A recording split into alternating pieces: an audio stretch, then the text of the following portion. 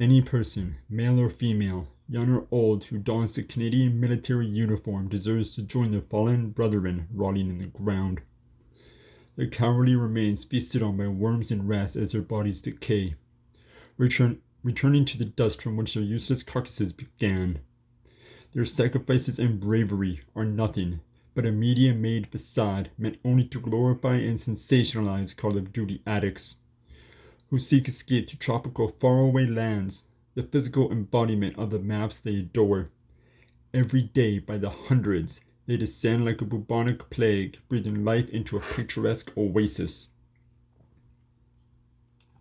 The stories of mental illnesses you read about, the works of faceless fiction writers and lawyers.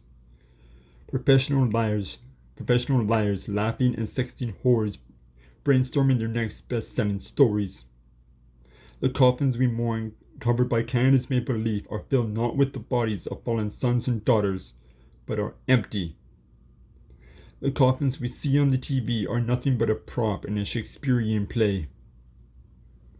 A fitting metaphor for the charade we call war. I say again with utmost vigor and passion, any person, male or female, young or old, who dons the Canadian military uniform deserves to join their fallen brethren rotting in the ground. I suggest that all persons partaking in the fantasy of war be neutralized to a definitive end. I suggest that their torture and slaughter spill the blood of 1,000 river Styx each, so that those of power may see the toxicity of the poison they carelessly spew. There is a pus-filled, slime-covered virus seeping through every morsel of existence since the dawn of mankind, that shatters lives, devastates families, evaporates cities, and gives birth to nations. A virus so lethal it has choked the world to violence 92% of recorded history. This destructive virus sees no color in race, no orientation in expression, no faith in religion, no age in face.